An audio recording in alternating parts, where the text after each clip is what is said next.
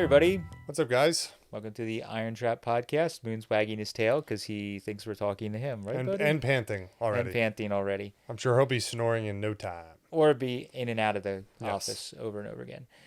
So, doing the podcast. Yeah, and first thing, new camera this week.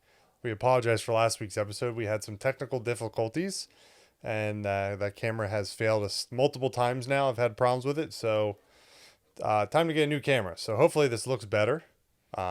We're still ugly, but hopefully the video quality looks better. We're still ugly. And this is like a camera just for the podcast. Yeah. This is part of the problem with everything we do with YouTube and all the different stuff. You need all these, stuff for the podcast and a different camera for the podcast only because Yes. it records for longer. And then we have a normal camera, and then we have a nicer camera for some of the trip videos. And we don't make a lot of money on YouTube. So if you actually add it all up, it's probably not. It's Spend lots of money on various other things that we use for one occasion. Yes. So just a little housekeeping type stuff. We always try and do some updates on things going on. So we started listing. I don't know if did that video come out yet with where we just in Long Island. No, that'll be out on Tuesday. So we did a second trip to Long Island to the estate where we got a lot of that 38, 39 stuff. Mm-hmm. I think we mentioned it a little bit, but we were there kind of finishing up getting all the car stuff. And then I started chatting with them about what they were going to do with all the snap-on tools, the welders, all the stuff. And they were kind of like, I don't know, if we can't find anybody local, like neighbors to buy it or somebody easy on Facebook to buy it, we're just going to let it go with the house as is. And I'm like, it's like snap-on toolboxes. I'm like, I might be interested. I'm that guy. So we made a deal. It was decent enough of a deal that it made sense to go back. Biggest thing was we needed a lot of the stuff that was there for the mill. So like I'm going to upgrade a lot of my tools. Anyways, my long way of saying that is it's going to be in the week in the life of. Mike already started listing on Facebook Marketplace a lot of the tools that we got, like bigger stuff. So there's a Lincoln TIG welder. There's a lot of there's a plasma cutter. I think the MIG welder is sold. There's a nice scat blast cabinet. There's a Max side cabinet for a toolbox. Two snap-on, snap-on tool, not big, but decent sized snap-on It'll be a toolboxes. couple weeks. We got to go through all the tools. Yeah, I'm scavenging all the snap-on tools out for myself, and then I'm giving all my like Eastwood and Craftsman stuff that I've had for years to the mill, and then we'll have separate tools because we're already running into working over at the mill, just trying to do construction and fixing things up, and Yes. whatever we do there, just a little bit we're doing there. It's already a pain because we don't have all the tools. So that's the goal. Also, I got a lot of like garden and yard tools that we needed for the mill, so we were like grabbing shovels and rakes and a pole saw to saw. Yeah, the guy came over. He's like, "Oh, you took some shovels." He's like, "Good. I was just gonna throw those away." And we're like, yeah, great, because we need them for the mill. So digging bars, stupid stuff like that. So, but anyways, if you're interested, we posted a link on our Instagram, and we'll probably do it occasionally. Just If I remember, I will put my link to my Facebook Marketplace profile in the comments. Yeah, so you could shop that stuff. If you see anything that you need, any of that kind of shop stuff, we will have a bunch of it. There's a lot of really good stuff. Hammers and dollies of stuff that I already have duplicates of. Yeah. Anyways, Stud welder. Yeah, all that kind of stuff. A lot of it, he was an Eastwood customer, so he actually has a lot of good Eastwood stuff that I already own, like USA made stuff and things like that has been around for a while, but it's really good quality stuff. So that is cool to see. So we got a bunch of that we're going to be selling. And we've been listing a bunch of the 38.9 stuff. We had a lot of people, kind of picking off some of the good stuff. We do have that 38 coupe for sale. Yep. If you missed that video or in the week, or is that in this week in the life of? I don't know. Anyways, if you didn't see the video, it may or may not have been out. It's not out yet. It's not out yet. The 38 coupe is running, or we got it running. We pulled the engine and trans.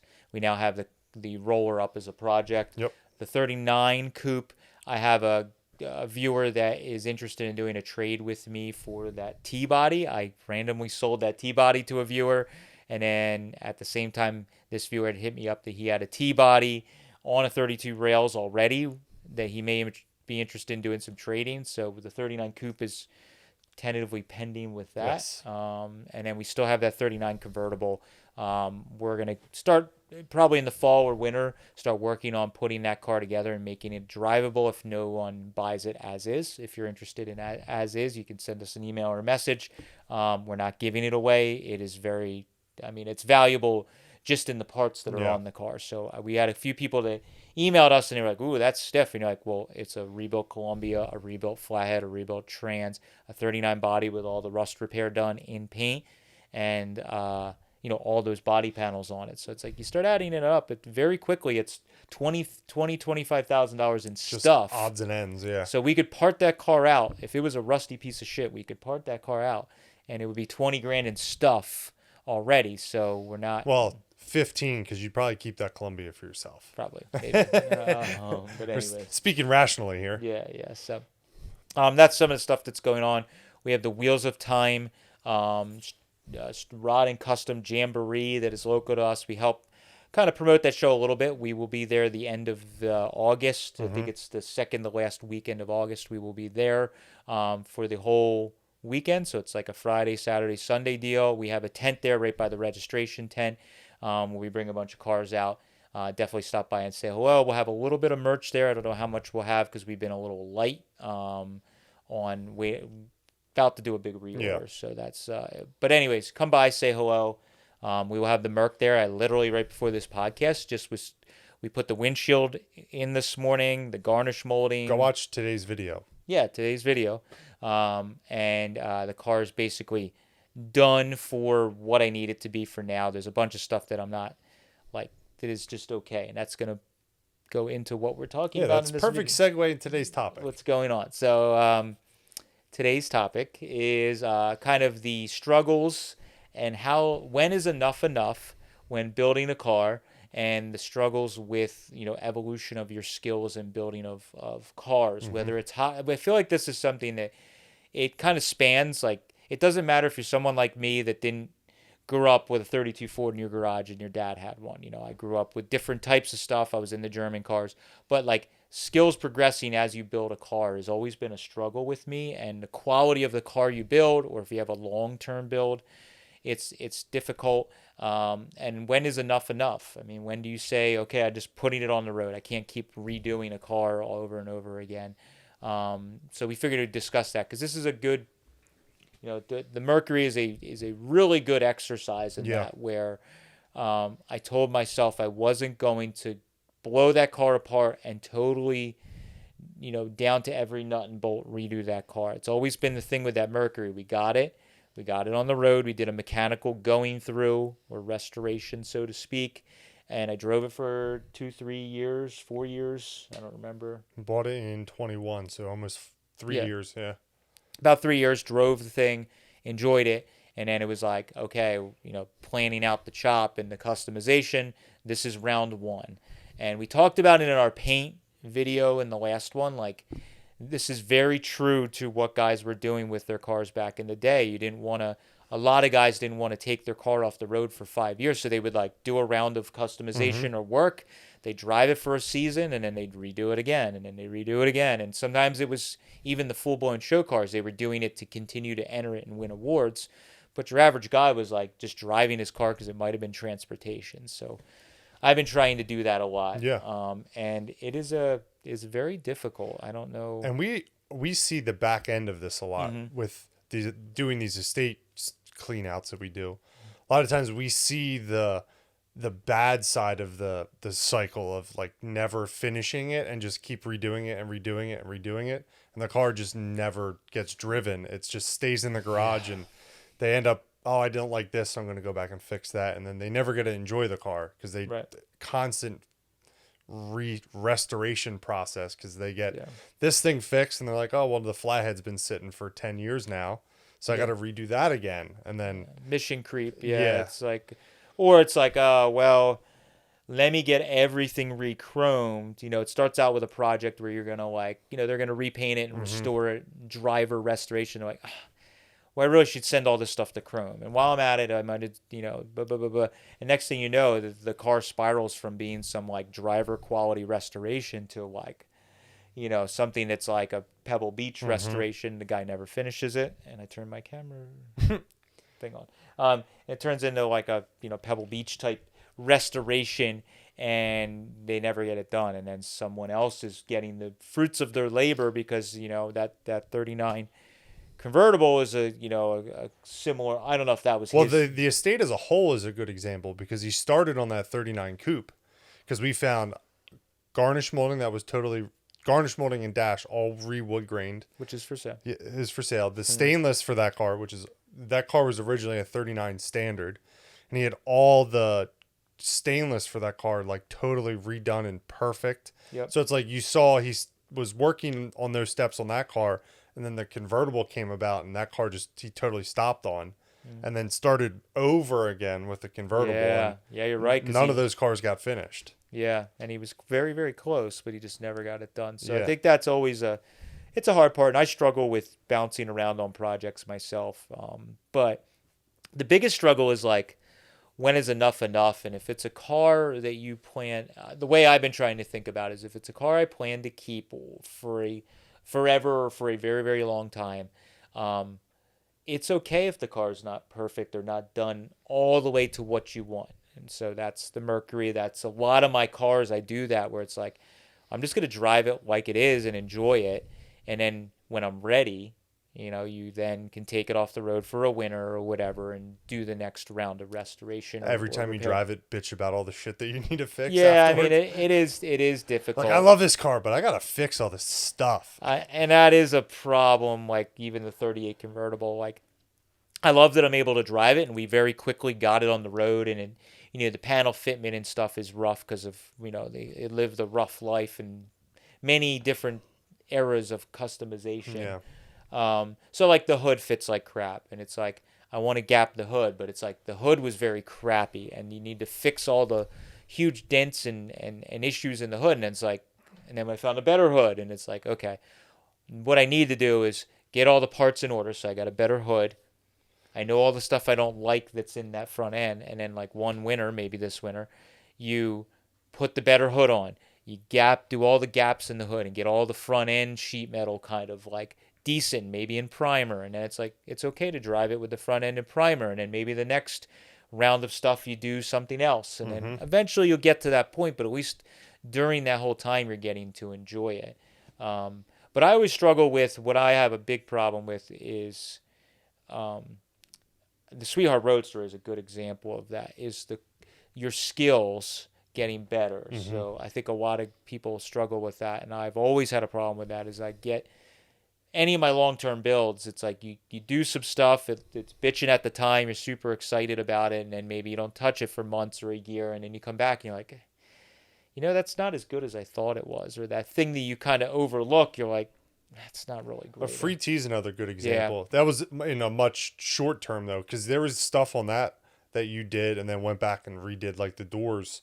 I redid like 3 times, and again I said enough is enough. Now the bad side with that car that I've learned from, and that's what we're talking about, some of the things we've learned or I've learned over the years, is I pushed to get that car, and we tongue-in-cheek argue with some of our viewers that always give us crap about, oh, your cars, you don't like shiny cars, and it's like this and that. It's like, well, I actually learned on the T that whole bullshit idea of the car needs to be shiny to drive it. I pushed to make that car shiny, and there's stuff that I don't like on it. It doesn't work.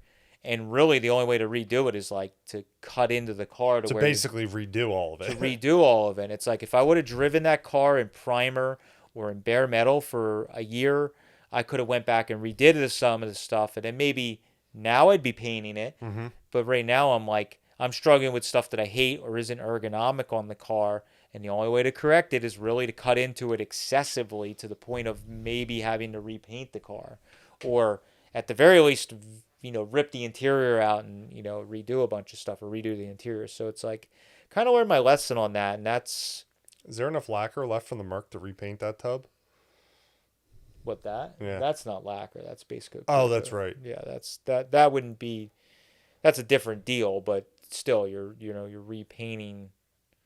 You have to repaint the car. It's regardless of what type of paint it is. It's the whole process of sanding it down and redoing it, whatever. So, I don't know. I might be able to work around it on that car, but it's very hard to take apart a painted car and redo. It's hard to just work on a painted car, let alone take apart a painted car. So, But like the some of the cars I've been trying to learn, like the Merc, to circle back to Mercury just because it's fresh with me right now. There's some stuff that like I know I want to potentially like weld and lead the rear fenders into the quarter panels, and it's like I just body worked and repainted the fenders for the most part. And it's like I know I did that, but at least it's all one color. I try not to go super crazy with the body work and the paint and all that stuff because I kind of want it to look like an old type build, that we just polished up the lacquer. But it's like I just knew that, you know what, I didn't go super crazy. So if I have to redo the rear quarters, it's not as big of a deal. I didn't spend like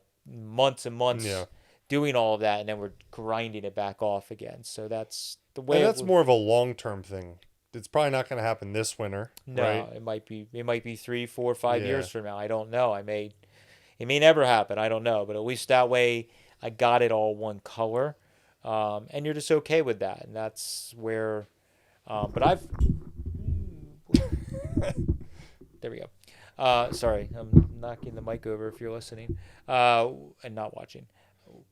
I've been trying to, you have to just look at that stuff and not be hard. I've had a hard time because I'm hard on myself. So the Sweetheart Roadster, kind of planning on giving the final push in that, in the next like year. And now that I'm getting past the Mercury, I think I'm gonna start giving that car some focus. And the big problem with that stuff is I've gotten better tools, got better skills, and now you look at it and you're like, I really should redo the door. And it's funny because I just had somebody at a like an event at our Boyertown Museum here, a viewer that was like, man, those doors you did on the Sierra Roadster, and like he's all excited about it. He just rewatched the videos, and I'm like, I kind of hate those doors now because they're not to the level of what I like them. They should be, Mm-hmm. and I'm like, I think I'm gonna redo the skins. And he's like, really? I can't believe that. And I'm like, well, now I got a Pool Max type machine where I could stamp the body lines so they'll be more crisp. I can X, Y, and Z, all this different stuff. And he's like, wow, I'm surprised. It's like, it's going to make it better. I could probably Definitely. mud everything in and make it acceptable and it would be fine. But I think I want to redo them, I think. And that car also, you're probably going to do like you talked about and drive it in primer or bare metal. Potentially, yeah. I want to at least get it like together and running maybe. So maybe I do drive it in epoxy primer for a season just to get it, worked out. But I've known enough now not to rush the paint part like I did with the T. Mm-hmm. So like even if I put it in primer and paint, or primer, and maybe I don't drive it, I want to like make sure all the doors open and shut nicely. And I want to make sure that when I sit in the car it actually is comfortable. Like the T, I didn't really, there was stuff I didn't think about, and I kind of was like, I never put the gas pedal in it and be like, how are we going to do the gas pedal? And like I thought it was okay, but I never actually put a gas pedal in it and sat in it. It's like, so this car, very much thinking about all that. It's like, all right, we want the pedals to be comfortable. I want to sit in that car and make sure I feel comfortable. If I Mm-hmm. even think it's not going to be comfortable before I even drive it, it's probably an issue. So I think it's okay to be like your skills get better. But if you plan on keeping the car and you're just going to put it in primer and drive it like that for a while, it's not a big deal. No, not at all. And if you have to redo some stuff or go back, that's stuff that 5, 10 year ago me did, and you're allowed to get better. Um, so I've been trying to think that way with stuff, but there's definitely stuff that I look back on in cars that I did years ago, and well, you did, and you go back to it to maybe repair something or maintenance, and you're like, man, There was a I did not think about like future me. Pagoda City Coupe. There's a lot of that stuff of like maintenance wise. Yeah, there's a bunch of stuff on that car that I don't know. Well, the biggest thing on the Pagoda City Coupe that I learned was I made the mistake of, I built the chassis on that car with a full spring pack. Yes. And I stepped the frame, which is fine, but I stepped the frame with a full spring pack, and the car rides way too rough because the spring pack is too stiff. It's too much spring for it, Mm-hmm. and I can't take leaves out because the way it's stepped, it's sitting exactly how it should. So if I take leaves out, too many leaves out, now the car's gonna drop too low, and then everything hits and rubs and doesn't work. So I need to probably someday take the car apart and maybe put a flat cross member or redo the spring pack somehow. I'm not quite sure. You also talked about potentially in if you would redo that car now, you would probably not do spring over, right, and do a spring behind because they ride better. Yes, the spring over is really rough, and with having the springs so stiff, that's a huge problem. So, that's one of those things that I could change the frame. I could just cut the frame in the back and not totally redo the frame, but I could just cut the cross member out and extend the frame and put the spring behind Mm-hmm. and change the rear setup, and the car's going to ride better. Actually, I guess you would, trying to think about this, keep the spring where it's at, No, you just keep the wheels where they're at, yep. and you do spring behind. So yes, I'd extend the frame and the cross member to put the spring behind. So that's like, and like the trunk on that car is not 100% usable, very usable because it's got an arched Model A spring that comes up way into the trunk. So that would make the trunk a little bit more ergonomic to use. Well, if I kept the Model A spring, it's an issue regardless. Yeah. So I did a Model A spring in that car because, like, when I was first doing it, it was like, that's the way you do it. Well, really, you only need to do a Model A cross member if you're putting a quick change in.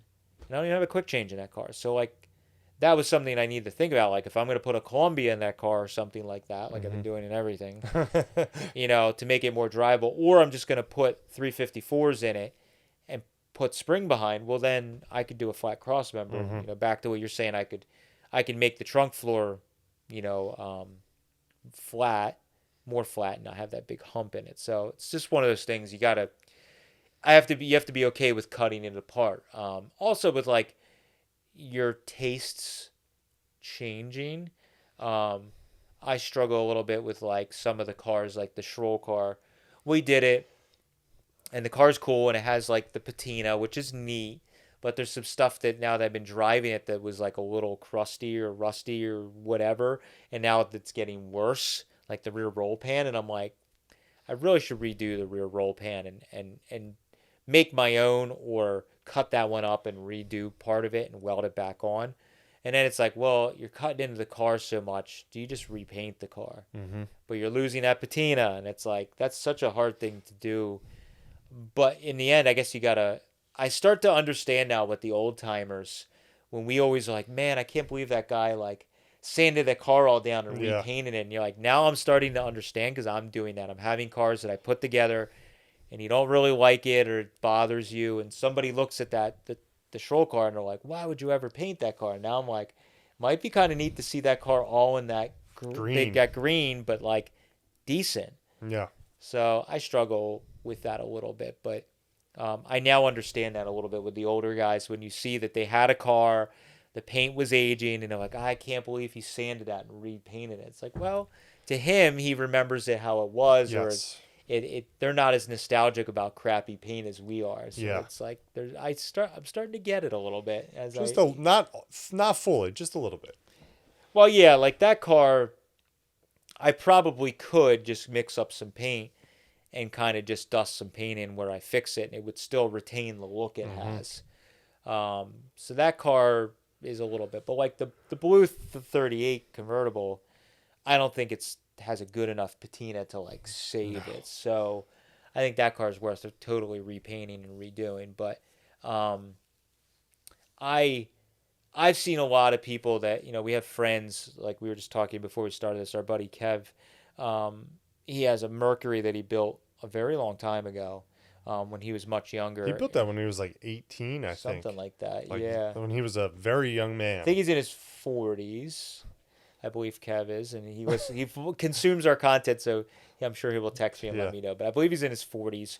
So he built that when he was like 18, but he's had it on the road for a while. And he was texting me the other couple days that he was fixing like the exhaust. He had backed into something, the tips got messed up. He was fixing that. And then he texted me, he was like, I'm cutting out all the like bag bridge. And I'm like, that was bagged? He's like, oh yeah. And he sent me a photo of it like when it was, first on the road and it's slammed. And he's like, yeah. And then I changed it to just putting springs, but he never took the bridge out. So he's cutting that stuff and clean up. But it's like, that's a cool thing. He kept that car for such a long time.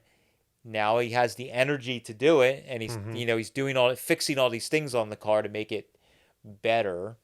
And I still never painted the car, but you know what? He's been enjoying it all these Yeah. years, driving it, and that's what's important. Is you can you always can redo the stuff. You should, if you ever meet Kev at a show, you should talk to him about his Merc because he complains about all the stuff he did when he was It's a kid. exactly what we're all talking Yeah. about. Yeah. He's like, when I chop this thing way too much, it sucks to drive. It's like uncomfortable for me to get in and out of. The seat's way too low and it's uncomfortable. It's so funny. It's like, but I love it. Yeah, like but it's like his car. That's Kev's Merc. So like we all go through that, and that's the Pagoda City Coupe. The seat sits too high because I didn't think about that, and it's now when I get in that car and drive it, I fucking hate it because I don't sit right in it. And all the cars after that, I used it as a lesson, and I'm very conscious of how a seat is in a car.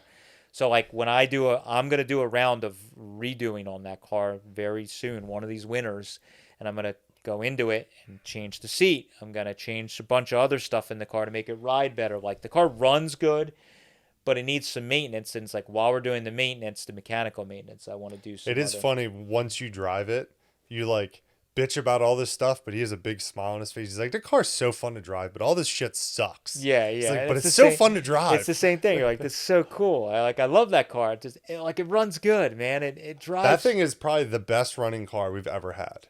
The battery may die, but it it's one of the best. Yeah, it's one of the better cars. And until I needed kingpin bushings, Yeah. it was like one of those cars that I wouldn't drive it forever, and I just started up and get in. And the stuff I would complain about is more comfort stuff, but you could get in and just driving, go wherever. It was gonna knock your fillings loose when you hit bumps and stuff. But like, other than that, it was pretty good. So it's kind of exciting to go back and do that stuff because it'll make me love the car even more, because you'll redo that stuff. But that car is a good example.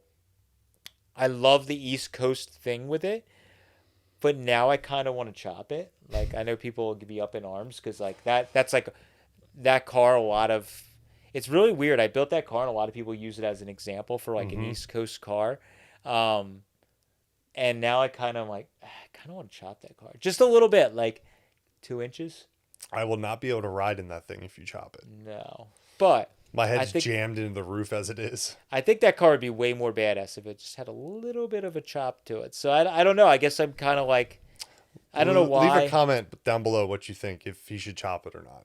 Probably a lot of people will say no. But Yeah, like, definitely. and I don't know if I'm going to because that's the same thing. It's got a really good age to the paint. Yeah, that'd be so hard to replicate. It'd be really hard because it's got like almost the alligator skin. Is that That's like lacquer. It's old lacquer. Yeah. It was resprayed, I think, at some point, and it's like the lacquer's got almost like an alligator skin type texture to it. Old leather couch texture. Yeah, so like that's one of the things. I don't know if I would do it in that, and I don't hate it. It's just sometimes you stand back and look at your own car and you go, it might be cool to like do this or do Whack that. a couple inches out of it. Yeah, so I don't know. I don't know on that particular one, but I know that I'd like to redo some stuff. But I'm like okay with the stuff that I have to redo or that I don't like. It's like that's part of the learning process, No one goes. Few people get into this and they build a car the first time around and everything's right. Yeah. I don't know if I've met hardly anyone, and we talk about it a lot in the podcast that the social media and watching a lot of these high-end builders are more forthcoming with how they build a car. So a lot of this stuff on social media where you see a high-end shop build a car and then they drive it to Bonneville 20 hours. And it's like, sometimes they don't always show that like it might have broke down along the way, but they didn't really talk about it. Like you see some of that stuff and it's like, no, I'm not saying it had like a major issue, but there might have been adjustments and it just wasn't discussed. So like us watching social media, like, man, like I just drove an hour on my first couple of drives, and I had to like put it back in the shop and fix stuff. And it's like, well, they might have had issues too. But then they again, didn't show the road testing they did around the shop for 4 months before the. And there's definitely builders. Don't get me wrong. There's definitely builders that like they build a car, they post about it. They get in and they drive it 8 hours and they have no issues and they drive it back and forth. And it's like, that's phenomenal. But all of us normal people have to remember, these guys have usually been building cars for a very long time. They have a crew of people, or they're dedicated to building that one car, focusing on it, and that's the goal, to make that car perfect and get in and go. And like sometimes it's hard when you have a normal life or you bounce on and off of a car for years. Most of the issues I know we have with cars, when we put them on the road, is because we bounce around. Mm-hmm. There's stuff that's missed or isn't done right, or we forget about, and you drive and you're like, oh shit, that Yeah, what's up with this? And then we sit down and talking about it, like, oh shit, that's right. We shot that video and never like fully finished all the detail work. Yeah. Yeah, and they're like, crap, that sucks. And that's just we're okay with that. Mm-hmm. I'm okay. I know that's part of the process with us. How I enjoy the hobby is bouncing around between cars. The excitement of making big progress on cars is how I enjoy this part of the hobby, the building. So you're gonna the bad side of it is you're going to have some things that are gonna get missed, or you need to go back and redo, or Yeah. aren't quite right. It is what it is. I Yeah. don't care. I want to give a shout out to Cody, Traditional Metalcraft. Yeah. Because he redid, or he did that 32.3 window. He posted like all the problems he had with that Yeah, thing. true. He was road testing a bunch in bare metal, posted about all the problems. Like every now and then you go on Instagram and see an Instagram story of him dragging it into a trailer. Be like, yep, this broke on the road test. He showed was super transparent of everything. I think even just recently, after it like won all those awards, Yeah, he had some problems with it. he had some kind of awards, and like I really respect. I like that guys that are like him, that are on the high end of this stuff, and they're winning all these awards, and he's showing the. It makes you feel good because you're like, okay, he's having those problems. He's building some like world class, award winning hot rod. Yeah. And we're all like aspiring to have something like that that's that cool and nice. But he's like, oh, things, driving it, and this was having Yeah. it. I had issue with this. And you're like, oh, that's the same kind of stuff we have issues And with. I love it because it's like his is an award-winning hot rod, and he's putting like thousands of miles on that car. It's Yeah. not just like pulled out of the trailer into the show. He's like picking his kids up. I love going on Instagram. Yeah. He's like picking the daughter up from school, and he's driving his 32. That's exactly what we talk about. He's using it as a normal car. Yeah, it's so awesome. And I love that part of it. I mean, it's cool to take it to shows and win the awards, but it's also cool to just get in the car and just enjoy it like a normal car. It doesn't have to be a special show you got to go to where it's the who's who and you get your fancy Instagram photo. Like you can just drive. I've actually been doing that way more where like I drive the car and I don't post anything. Like I just take my car somewhere and just enjoy it, and I don't post a photo. I don't do anything. I'm trying to get better about that because sometimes you get in this like cycle where you feel like you have to use the car. You have to let everybody know that you used your car, and that becomes why you're using the car. I'm going to take it to this show because it's the cool show where all the cool kids are, and I'm taking the Instagram photos. Is like that's not what does it for me. Or taking the cool photo isn't, shouldn't. You start getting that cycle where like I'm going to drive the car to take this cool photo. It's like I should just drive the car because I want to drive it or do this thing or whatever. So it's like there's a lot of times that Kate and I just like go and get dinner, or we go drive to the flea market, or we'll go visit a friend. And if you do take a photo, you usually just send it to us. Like we have a small group chat or whatever. Like I didn't die today. It's usually what it says. made it there. You know, like I did it the other week. I drove our friend Pete that you see in the videos a lot. I had dinner with Pete and his wife, and like I drove 38 convertible. I just drove the car. I enjoyed a nice night of driving and hanging out, and I was like, it's trying to be more conscious of unplugging sometimes, and like it's really hard for us because everything we do we try and document for the channel, but I've been trying to like separate, and I'm like, you know what, it's okay if this doesn't make the week in the life of, it's okay, and just doing that. So but I know your car, we've already been discussing that stuff with your car, like even already you're like, I'd like to redo this. There's a bunch of stuff not fixed, just need to fine tune, like the doors. Surprisingly, for how bad the doors fit the cowl, haven't driven it a ton, but I've driven it around enough and driven on some very off camber entrances, like into the mill.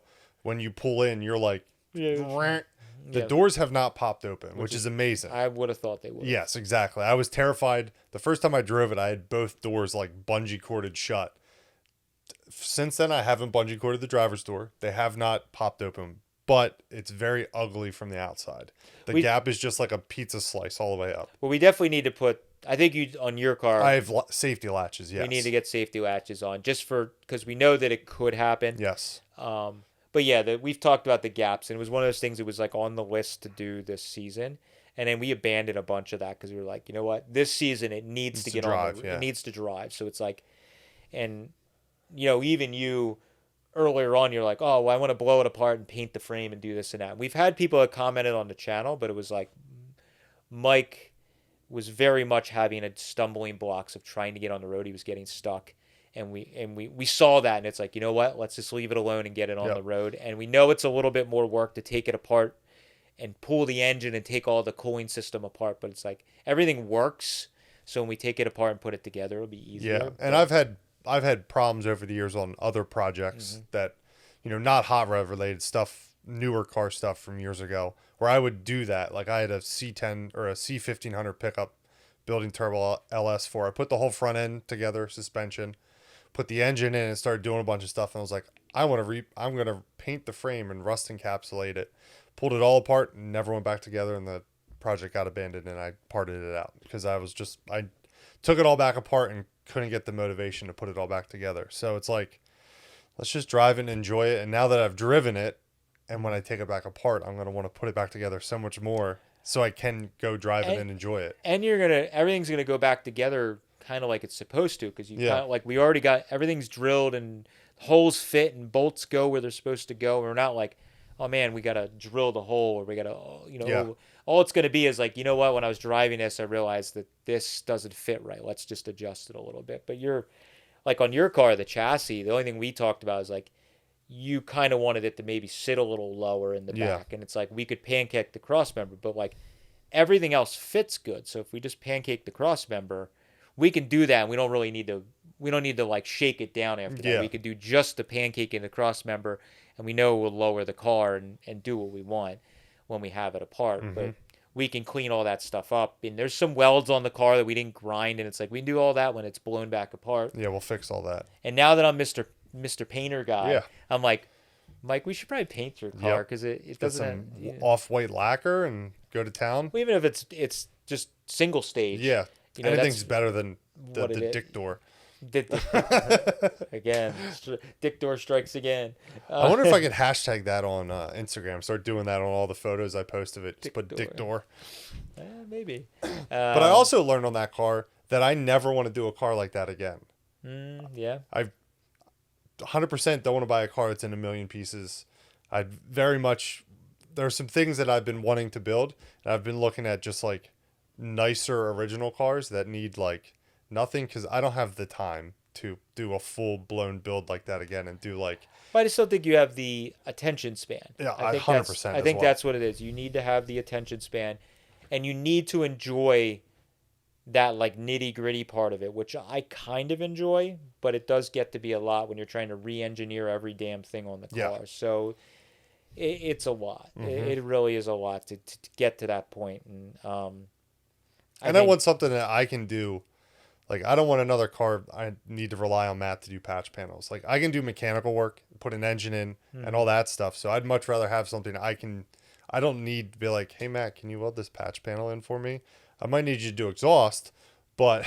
Yeah. I mean, that's what all of this is about. We've talked about in other podcasts. You have friends that are better at certain things. Yeah. So, like, I don't mind helping, and that's how it should be. But, like, yeah, I mean, you've understood my limitations. Your limitations, or Yes. how you don't enjoy that part of the process. Where I actually enjoy.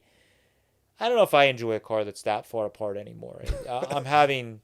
We have those conversations quite regularly when things are offered to us, or we see stuff on the internet. We're like, we don't have that in us anymore. It's just not that fun. I don't know if I really enjoy a car that far apart, and that's why I sold that 32.3 window was in the corner, because it was that far apart. And yes, it was basically a free 32.3 window for me through a car guy math. But it was like, man, the work to make that a car again, I don't know if I have it in me. And I want to build so many other cars. I'm like, I have a solid 32.3 window. It's like, just pass it on and somebody else can get it. And it's like, the same with the T. I've been wanting a 26.7 T. It's like, that one I bought was a super good example. And it's like, but there was how many times we've seen where people send us like a tub, or like a turtle deck and a tub in 1,000 pieces, like the free T. And I'm like, I don't want to. Sedan delivery. Good example. Right after we bought this sedan delivery, it's not behind us right now. It's downstairs. Yeah. Someone sent us another one that was in like a bajillion pieces. The body was there, but like all the wood was out of it. The doors were off of it. Matt's like, as much as I'd love to have another sedan delivery because they're so rare, it's like, 5 years of work to put that all back together, to get it like right. Yeah, I think I've started to realize that I enjoy the custom. The Mercury is the perfect example of a kind of what I enjoy. It's like I want to do that creative metal work Mm-hmm. and restyle a car and make it way cooler and make it my own. So that's with any of the cars I've really enjoyed. I mean, the DeLorean car has been super cool because it was a survivor hot rod. I Mm-hmm. enjoyed saving it, but like the Free T, the Mercury, the 38's kind of that way where I'm transforming. I'm going to move stuff around and reshape things to make it unique and my own car. And that's the stuff that I think I enjoy. The Lincoln that's been sitting here waiting, that's what that car is going to be, where I can just restyle that car and make it my own. Mm-hmm. And I love that stuff. And I do enjoy the challenge of the metal shaping part of it. For me, it's the flip side, the mechanical side of things. I kind of lose interest. I mean, I can get through it, but like I don't really love that part of it. So like that's where Steve comes in, where it's like he can do the brakes, he can do Yeah. the wiring. I can do it. I've done it over the years, but I don't enjoy it. And it's very much like it feels like work when I'm like, Mm-hmm. oh man, I gotta run brake lines. Like I can do it. I had to do it on the sedan delivery when Steve was out for a few days. Yeah. I just banged out a bunch. Evan and I banged out brake lines. It's like riding a bicycle. I did it no problem, but boy did I not enjoy Mm-hmm. it. And I definitely think the next one, another car that I build, I'd like to do majority of it at my house and just bring it here for whatever. Because Nate's getting to that age where he wants to help with stuff like a lot.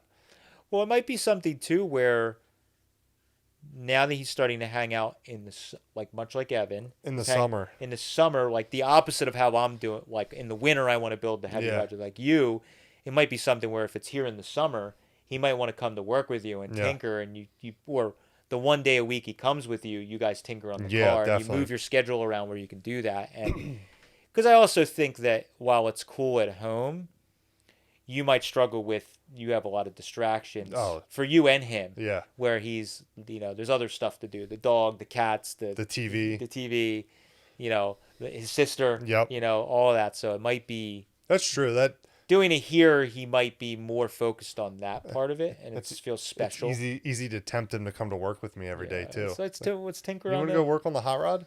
Yeah, and I think as he's now seen your car, your 34 get on the road, he kind of like, and he saw like the Mercury was a good example. That was really cool how you took, like I was away on vacation. I was bummed you weren't here to see it. It I was know, so I was funny. so bummed. But go ahead, He tell me. just what was that? That was Monday. Monday, yeah. So Monday the car was all untaped. I'm pretty sure he saw it while you were wet sanding it because he was here last week. Yeah, but he didn't really get it because it wasn't shiny. It wasn't like- shiny. and He I missed the buffing part because he was here with us on like Tuesday, I think. Yeah. But the car was all untaped. The interior was all untaped. He hadn't seen the interior, I don't think. So he just walked in the garage and went, "Whoa!" On Monday. On Monday, yeah, that thing looks so cool. And he because he's been watching me, come in and seen me like from the point of me chopping it, Yeah. all the way through just here and there, and he's kind of like seen it, and even him being young, it's like all of a sudden he just came in, and it was shiny, and he's Yeah. like, "Whoa, Whoa, this it's is cool. And he was like, "Can we drive this?" We had to go to the mill that day, and he was like, "Can we go to the mill?" And I was like, "I don't think Uncle Matt would enjoy me driving that very much." And there's no windshield. Yeah. But he was just like, "Whoa, that thing's so cool." And it is neat to see, like, because there's cars coming and going constantly. Yeah. He's always asking questions like, "Where's this at? Where's that at?" So I think next summer, letting him tinker on some things, maybe on my car on the 34, because he was asking to drive it today. Every time he's here, we try and just we putt around the block in it, and he's like, "Can we take it for a drive today?" Like, Yeah, I don't think that's so cool. today, buddy.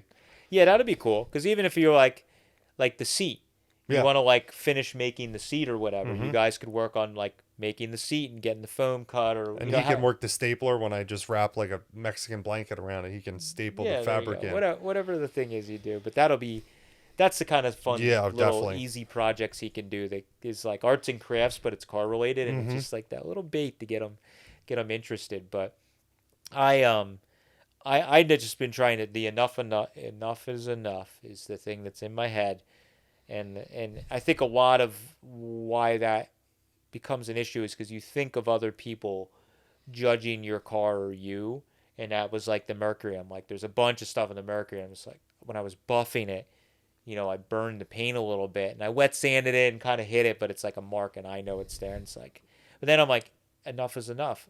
The car's not perfect overall. There's areas that are not perfect from the car back in the day. And it's like, you know what? I can redo it. It's my car. I'm not getting rid of it. I'm not trying to win an award. I just want to drive it and it's going to look cool. And, that it is what it is. In 3 to 5 years, when you do the next round of stuff, you'll fix all those little problems. Yeah. Yeah. And that's what I will, address as we go. And also, I'd like to address the brown dash for Wheels of Time, or any if you see the Merc at all this rest of this season, the video, we understand the dash is brown and it doesn't match everything else. We're gonna get to it. That's the doing things in steps. Enough is enough. So this winter / spring, I decided I wanted to do a 50-51 Merc dash. I have it sitting actually over on the bench back there, all dressed up. And it was like, I did some measurements, and it was actually right end of winter. Mm-hmm. I think I got it, and I realized that the dash shell I measured, I'm like, ooh, this will fit. It's probably not that terrible in theory. And I'm like, wait, what am I like? If I dig into this, it's going to push everything back. And the other thing is, you didn't have all the pieces. You had just a bare dash. Now you have like a whole complete dash. So when you're ready to do it, it's just like, I can do it. So it's like, and that's why we had a handful of people, and even our interior, the couple that did the interior, it's kind of like, I'm doing things backwards. I did the interior, but the car wasn't painted. It's like, I understand that, but to get all these steps done and get the car going, that was the best way to do it, because the car fit in their schedule at that point. Yeah. And I'm so glad that I got to them as early as possible, because if I waited until the paint was done, we wouldn't have had the interior done. And then it would have been, I'd rather the dash not be done, but the interior's done and the paint looks acceptable. Yeah. And if the dash is, at least the dash worked, the gauges work, I can drive it, everything's good, and it's not a big deal. I may try and put the Lincoln wheel in before Wheels of Time. We'll see. But like, if the dash isn't right, it is what it is. We'll just put a sticky note on the dash that says dash will change this winter. Yeah. Yes, it's brown. We know. Please don't ask. It'll get changed. Yes. I promise. And that's part of it. Like, people are always, they just assume, they're trained with hot rods and street rods and that kind of stuff, that like the car has to be, this is where the way you're taking it to a show is the way that you accept. It's done. It's perfect. It's perfect. It's like, no, I know it's not perfect, but it's just, I'm driving it and enjoying it. And that's why we like at Wheels of Time. We always try and take like new stuff or in progress cars or stuff like that, because people can see the process. Yeah. And we've been doing that every year. And I don't know if we're going to take, we didn't discuss yet, but if we're going to take something that's like fully in progress this year or not. But yeah. We had discussed some of that, and it's like, we just don't know yet, but it would be cool. We like doing that because then people get to see the reality of like, this is what's involved. Was mine there last year? Yes. Yeah, mine was in progress last year. The year before was the DeLorean car.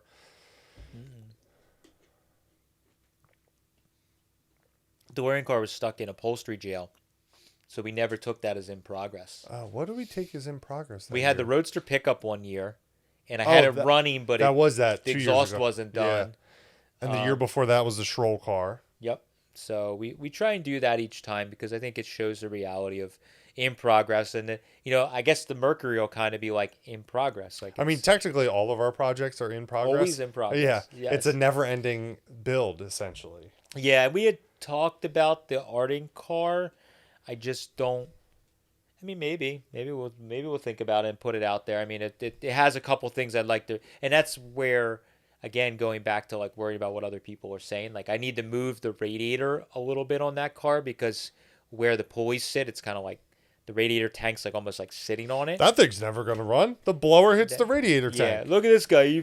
This guy don't even know what he's doing. It's like the comments we get. That guy don't even know what he's doing. Look, the radiator tank's sitting on you. Like, no shit, dumbass. Look at the car. But it looks fucking cool the way it sits. There's no gas tank in the car. Yeah. I don't think it's gonna run without a gas tank. Yeah. There's no brake lines.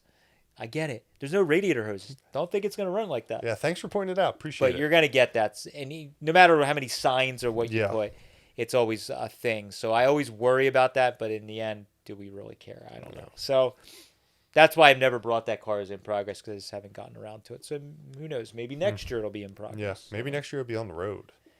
That would be awesome. Yeah. So we don't know. But anyways, that was kind of our discussion on like the being okay with your car needing work. and being okay with your skills getting better. Yeah. I mean, I think it's a good thing for me, I am so accelerated with everything we do that my skills, even within 1 year, were getting so much better in a year that I was looking back at the same car 6 months or a year before, and like, man, I could have done that way better now.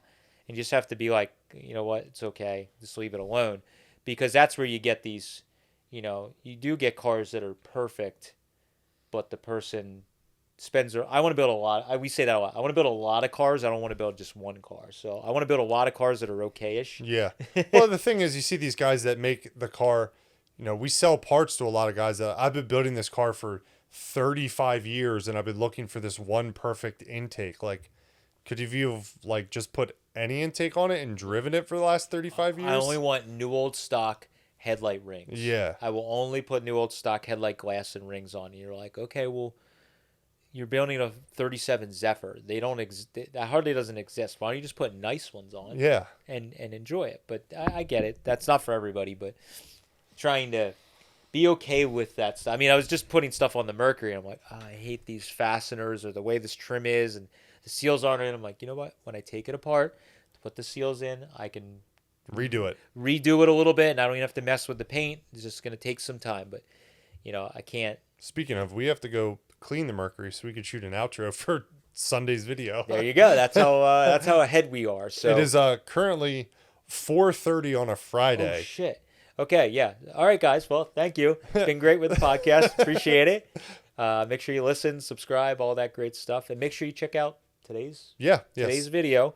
We have the Mercury. Or if you're watching this on YouTube, yesterday's video. But make sure you check out our channel. We have the Mercury kind of as it's going to be for this summer sitting out. And really come see it at Wheels of Time. That's right. So thank you guys. Appreciate it. We'll catch you later. See you.